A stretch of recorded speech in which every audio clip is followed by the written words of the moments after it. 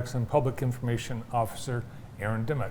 Good morning, Aaron. Good morning. Thanks for having me. Yeah, welcome back. Yes, things are getting very busy at the City of Jackson. We have a lot of things going on in May. And Aaron is Mr. Cleanup. You know, I think when you retire, you're going to be presented with a gold broom. I would love that. That's a great idea. But yeah, all the extra effort. I mean, you have so many people that work for the city, within the city, really care about the city, and it's so evident with some of the projects and the volunteer things happening. Yeah, and a lot of that is going to get kicked off this weekend on MLK Drive. What's the plan? Well, we're doing a big cleanup of the MLK corridor. So MLK Drive, formerly Francis Street, from just south of downtown all the way to the city limits, past around South Street. So there's going to be an amazing cleanup that the city and the MLK CIA is organizing, where on Saturday, pretty much the entirety of the day, we're collecting volunteers to essentially just clean up the entire corridor. So doing things like picking up litter, but also removing old landscaping, those stairs to nowhere where things used to be, retaining walls, fencing, just really sprucing up the area to get it ready for future investment. Stairs to nowhere. Like where houses used to be? Exactly, yep, where houses and businesses used to be.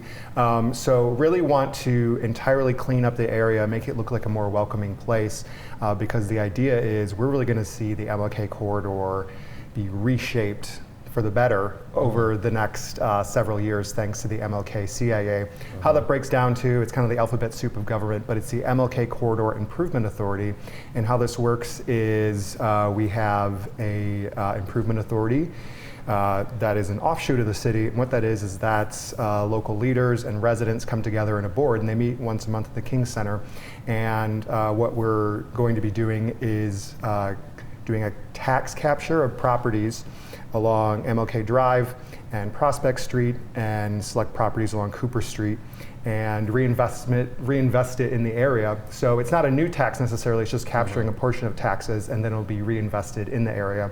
So what you just saw on the screen is a rendering of what we could possibly see in the future when we start putting those resources in. So, and this is, Aaron, this tax will be on top of the $4.5 million that is already in place to come to this corridor.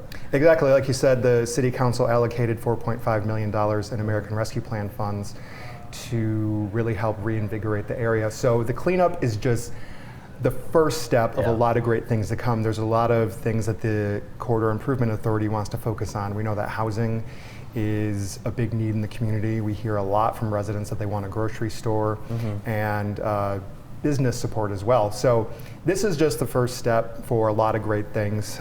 We also want to do something like a facade improvement program, and some kind of entrepreneurial support for the area too.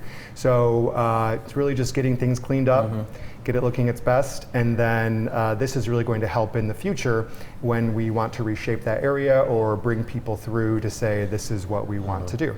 Now, so, I've heard that there's a difference between cleaning and picking up.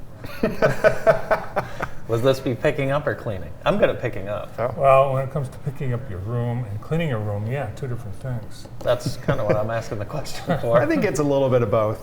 So what we would love is if people from the community can volunteer, they can go to the city website and sign up for a 2-hour shift. Cool. And refreshments are going to be provided. And just doing things like cleaning up litter, but then also helping our city crews remove old retaining walls, old stairs that used to go to a home or a business, doing a lot of trimming of trees, landscaping, removing old fences. So the way I look at it is it's kind of like cleaning the house before the company comes over. For sure. We want it to look its best. Got to get it ready. Yes, exactly.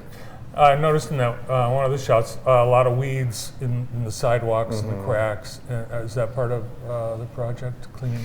Yeah, I think so. There's a plan to use funds that are available to redo the entire streetscape of South MLK Drive. So that is something that the city is working on right now. There are funds set aside from the federal government, I believe, to do this kind of work. So, really just kind of, it's kind of like when you redo a room or redo your house. you might want to redo the floors first. You might want to get the floors resurfaced, and then you kind of build up from there. So the city is looking at doing something where we reshape the streetscape first, reduce the lane size, do more bump outs, make it more pedestrian friendly, and really just kind of prime it for reinvestment in the future. Yeah, so much potential along that strip. There's so many businesses, there are a handful of new businesses that have popped up. And you mentioned the grocery store. There's already, you have a spot picked out for a future grocery store along that corridor. Yeah, that is something that the city and our economic development people and the MLK CIA is working on. And that is definitely a goal. We know that people who live in the city lack access to basic needs, whether that's medical care or even a bank or a grocery store. So that's what we want to do. We want to look at all of the things that you need to live in a community and bring that back into the South Side, just because there's been so much disinvestment. Instead of tearing down, we want to help build up. But thankfully, there's already great things there already that we just need to dial up. There's a really great community that's already there that wants to see things happen. We already have a fair number of businesses along there. We have good housing stock along there too. The road project. Yeah, even though there is a lot of empty spaces, I really think it's going to be great. We're really going to see a big transformation there in the coming years, and it all starts this weekend. So Jackson has a great collaborative spirit. That's what I always like to say. So it's just going to be great to see the community come together to do something positive for the community. Yeah, definitely a major thoroughfare, and really in Jackson's history, back in the day when we had the interurbans and the streetcars, high traffic from downtown to Vandercook Lake for the Hague Park Amusement Park, and also a big entrance into the city from the south, and a big route between the city and Jackson College, for example. If you're driving into our city from the south, any direction, maybe other than from West Michigan, I mean, it's probably the most beautiful view of our city entering. You know, we can't see our city from any of the highways, really. I mean, just about. But yeah, I think everyone is aware that downtown Jackson has been totally reformed over the past 5 years. So much has happened since I moved here in 2016, and now we're seeing that radiate out. We're starting to see discussions about development along Greenwood Avenue. We're starting to see it talked about Lansing Avenue, how that can be reshaped, and now we're talking about MLK Drive and how that can be reshaped. So it's really great to see that investment that's been downtown is starting to radiate out into our neighborhoods as well. Yeah, we've seen Cooper as an example from '94 into the city. A lot of improvements, and some businesses have made investments. What I like is a lot of the investments you're talking about local, and the people stay local, right? They just come in, try and make money, and leave. You know, there's a lot of people that are doing good things here. Right. All right, so we just show up at a certain time?